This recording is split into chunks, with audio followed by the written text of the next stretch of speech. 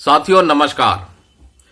आज की चर्चा में हम शामिल करेंगे 8th सेंट्रल पे कमीशन।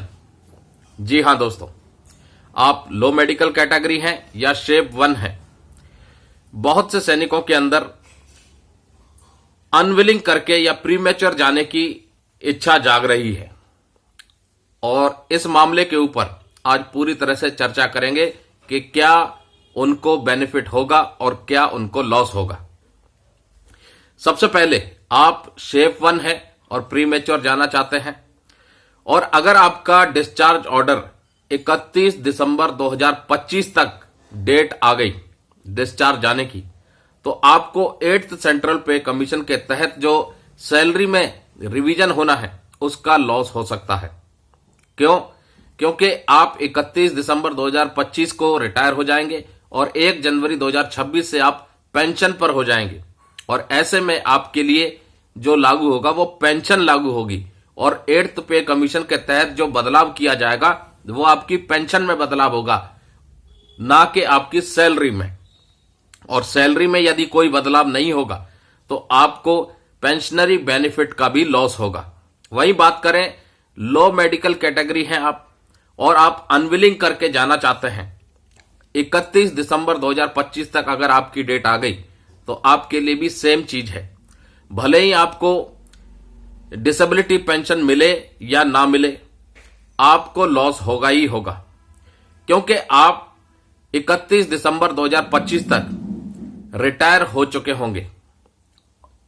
8th सेंट्रल पे कमीशन का जो बेनिफिट आपको मिलेगा वो सिर्फ और सिर्फ आपकी पेंशन पर मिलेगा, पेंशनरी बेनिफिट में नहीं मिलेगा।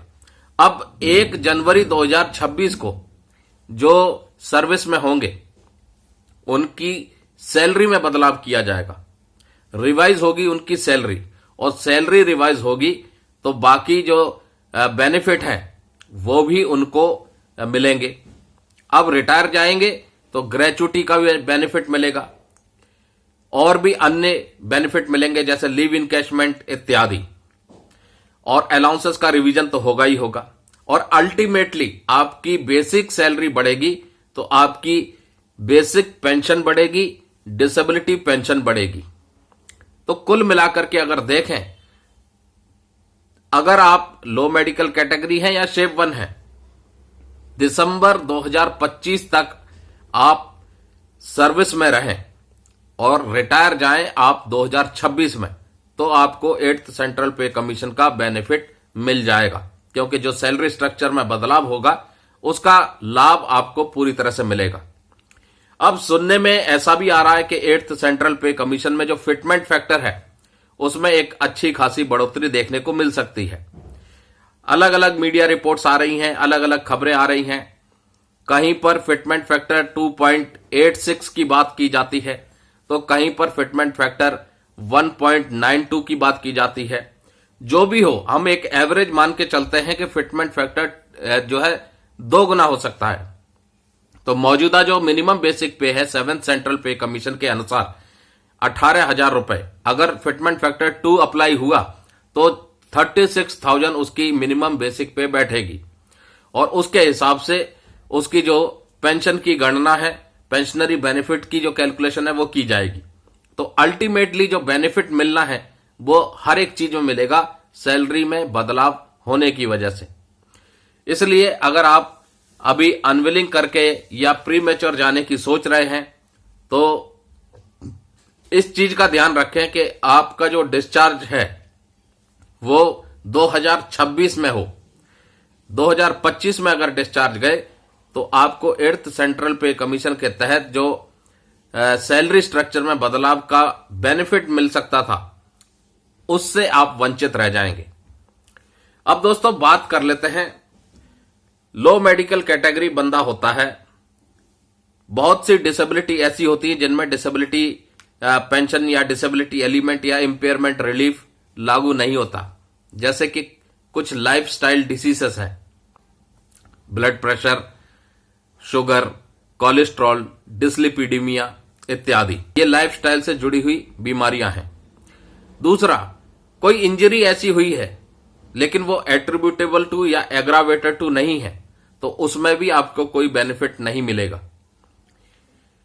भले ही परसेंटेज ऑफ डिसेबिलिटी ज्यादा हो, लेकिन जब तक वो एट्रीब्यूटेबल टू या एग्रावेटेड टू सर्विस नहीं है तब तक उसका कोई लाभ आपको नहीं मिलेगा।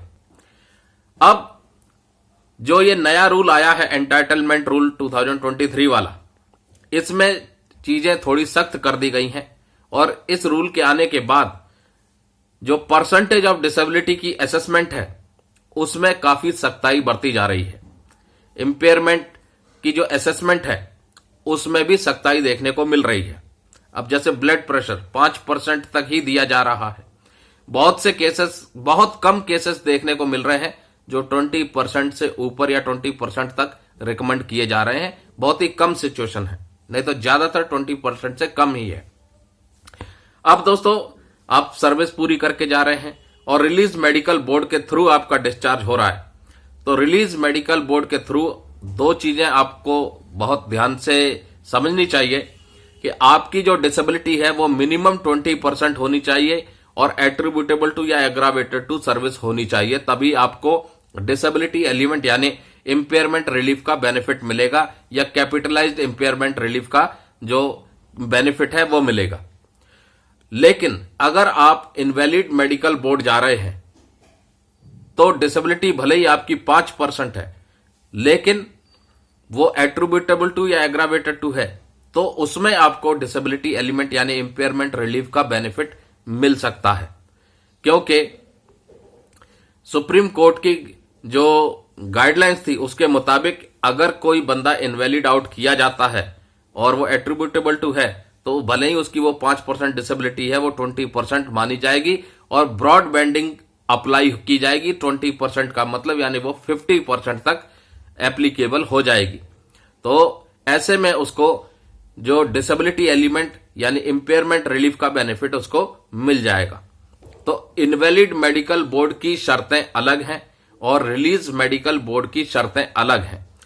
तो दोस्तों, आज का मुद्दा यही था कि अगर आप विचार बना रहे हैं अनविलिंग करके घर जाने के लिए तो उस चीज को थोड़ा सा टाल दें, क्योंकि 8th सेंट्रल पे कमीशन की सिफारिशें लागू की जाएंगी 1 जनवरी 2026 से, जिसके तहत सैलरी में एक बड़ा बदलाव देखने को मिलेगा। सैलरी रिवाइज होगी और सैलरी का रिवाइज होना यानी कि आपको तमाम तरीके का जो अलाउंसेस हैं, जो पेंशनरी बेनिफिट है, उसका भी रिवीजन हो जाएगा। अल्टीमेटली चाहे वो डिसेबिलिटी पेंशन हो, इनवैलिड पेंशन हो या सर्विस पेंशन हो, वो आपकी बेसिक पे के आधार पर कैलकुलेट की जाती है। इसलिए 2025 में अगर आप अनविलिंग करके या प्रीमेच्योर जाने का विचार बना रहे हैं तो उसको थोड़े समय के लिए टालें, 2026 में इसको प्लान करें। नमस्कार, जय हिंद, जय भारत दोस्तों।